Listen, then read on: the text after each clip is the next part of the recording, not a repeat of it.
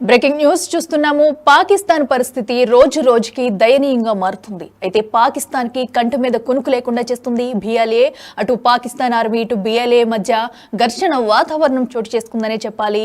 ఈ నేపథ్యంలో ఇప్పటికే అటు బిఎల్ఏ ఆర్మీ అయితే అటు మ్యాంగో చేరు ఆ ప్రాంతాన్ని అయితే స్వాధీనం చేసుకుంది. అటు పాకిస్తాన్ కి వచ్చి మరి ఆ ప్రాంతాన్ని స్వాధీనం చేసుకుని అక్కడ ఉన్న ప్రజల్ని అటు వెళ్లే వాహనాలని సైతం పూర్తిగా తనిఖీ చేస్తుంది. అయితే ఈ నేపథ్యంలో అటు బస్సులను ఆపు మరి తనిఖీ చేస్తుంది బిఎల్ఏ. అయితే మ్యాంగో చెర్ సిటీని ఇప్పటికే పూర్తిగా స్వాధీనం చేసుకుందనే చెప్పాలి. ఇది పాక్ కి మరో షాకింగ్ న్యూస్ గానే మనం చెప్పుకోవాలి. అయితే ఒక పక్కన అటు పాక్ ఆర్మీ ఎవరైతే వచ్చినా సరే వాళ్ళనైతే చెకింగ్ చేసి మరి ఎక్కడికక్కడ కాల్చి చంపుతుంది బిఎల్ఏ. అయితే ఆర్మీకి అనుకూల మిలిషియా వ్యక్తుల కోసం కూడా బిఎల్ఏ అయితే సెర్చింగ్ చేస్తుంది. సో మనకి ఇప్పుడు అక్కడ బిఎల్ఏ ఎలాంటి కార్యకలాపాలు చేపడుతుందనే దృశ్యాలు కూడా మనం బిగ్ టీవీ స్క్రీన్ మీద ఎక్స్క్లూజివ్ గా చూస్తున్నాము.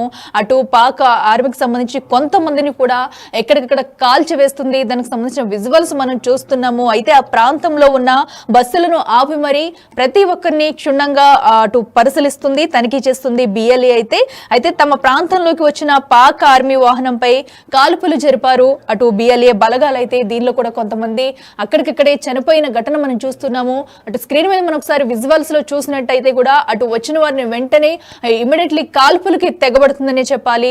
వారి నుంచి అటు ప్రాణాలు రక్షించుకునేందుకు పాక్ ఆర్మీ సైతం అటు పరిగెడుతున్న దృశ్యాలు కూడా మనం చూస్తున్నాము. అయినా సరే ఎవరిని విడిచిపెట్టేది లేదంటూ అటు బిఎల్ఏ అయితే అటు పాకిస్తాన్ సొంతం చేసుకునే దిశగా కూడా ఇప్పటికే కొన్ని అడుగులు అయితే వేస్తుంది. అయితే ఇది వరకు కూడా మనం చూసుకున్నట్టయితే పాకిస్తాన్ ఆర్మీని అయితే బిఎల్ఏ కొంతమంది వ్యక్తుల్ని చంపేసింది. డ్రోన్ సహాయంతో కూడా ఆర్మీపై దాడి చేసి సుమారుగా 20 మంది అయితే ఆ డ్రోన్ ఘటనలో కూడా మరణించారు. అయితే ఇప్పుడు తాజాగా ఇటు పాక్ పై ఇంకా అటు దుశ్చర్యలకు పాల్పడుతుంది బిఎల్ఏ. అయితే అటు పాక్ ఆర్మీ బిఎల్ఏ మధ్య ప్రస్తుతం అయితే పరస్పర దాడులు చోటు చేసుకుంటున్నాయి అని చెప్పాలి. పాక్ ఆర్మీ కనిపిస్తే చాలు అస్సలు లేట్ చేయకుండా కాల్పులు జరుపుతుంది బిఎల్ఏ. అయితే అది ఏదైతే మ్యాంగోచర్ సిటీ ఉందో దాన్ని అయితే ఇప్పటికే స్వాధీనం చేసుకున్నారు. అయితే కొన్ని కాల్పులు కూడా జరిపారు బిఎల్ఏ బలగాలు. అయితే దీని నుంచి పారిపోయింది కూడా పాక్ ఆర్మీ అయితే ప్రయత్నించింది. అయినా కూడా వారిని వదిలిపెట్టేది లేదంటూ బిఎల్ఏ అయితే కాల్పులు జరిపింది. సో దీంతో ఇది పాకిస్తాన్ కి మరొక షాకింగ్ న్యూస్ అనే చెప్పాలి. బిఎల్ఏ బలగాలు అయితే పాక్ ఆర్మీని వేటాడి మరి చంపుతున్నట్టు కూడా ఆ దృశ్యాలు మనం చూస్తున్నాము. ఎట్టి పరిస్థితుల్లోనూ పాక్ ఆర్మీని వదిలేది లేదంటూ వారిపై అటు విరుచుకు పడుతున్న దృశ్యాలు మనం చూస్తున్నాము. ప్రస్తుతం అటు పాకిస్తాన్ పరిస్థితి అయితే ఇంకా దయనీయంగా మారిందనే చెప్పుకోవాలి మనం.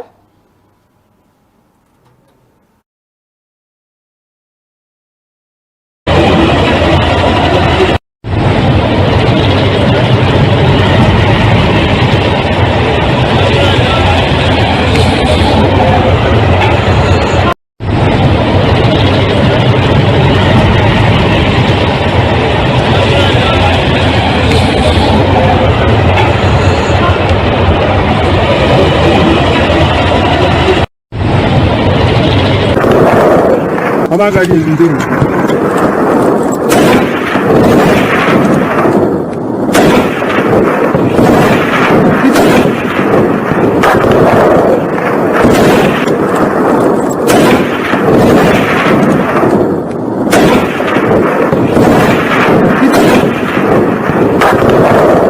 हमारा गाड़ी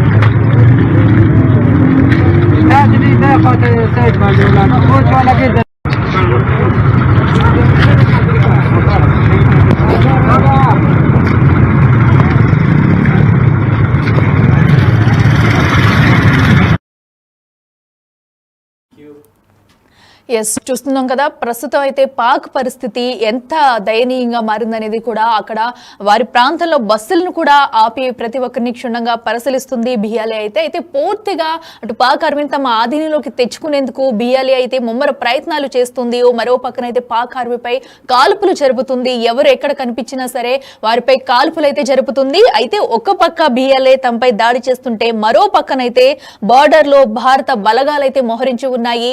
ఇది కూడా అటు పాకిస్తాన్ కి మరో పెద్ద సవాలనే చెప్పుకోవాలి. ఏదైతే పెహల్గాం ఉగ్ర దాడి తర్వాత కూడా పాకిస్తాన్ ఆ పరిస్థితి అయితే దయనీయంగా మారింది.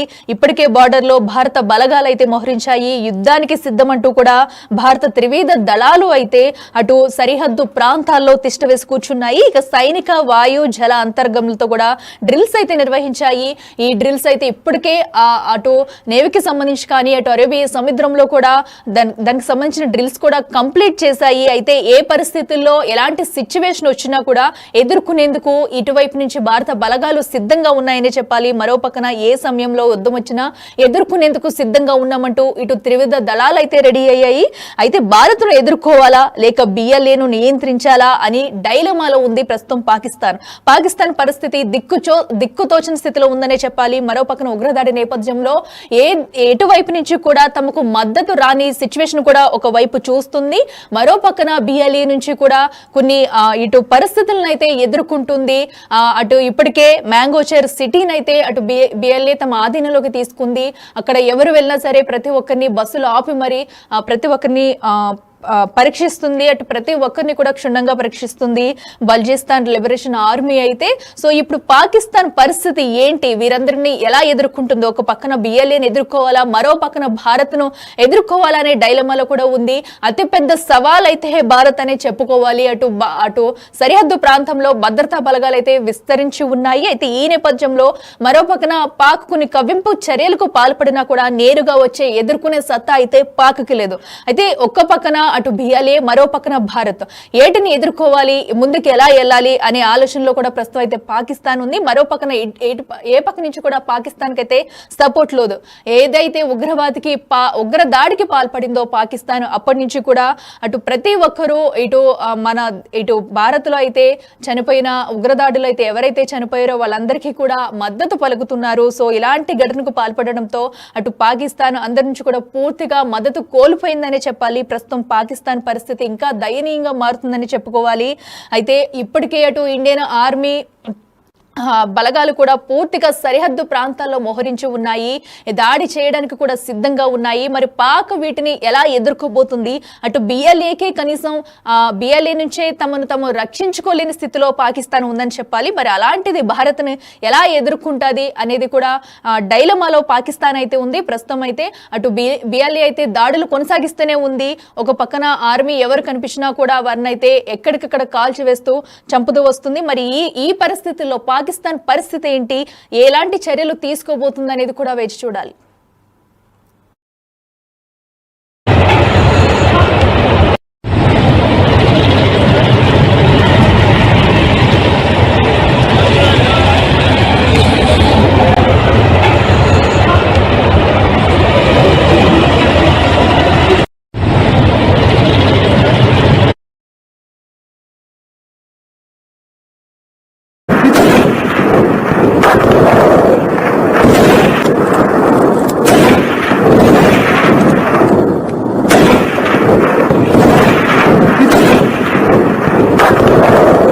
Hava gacı indirin.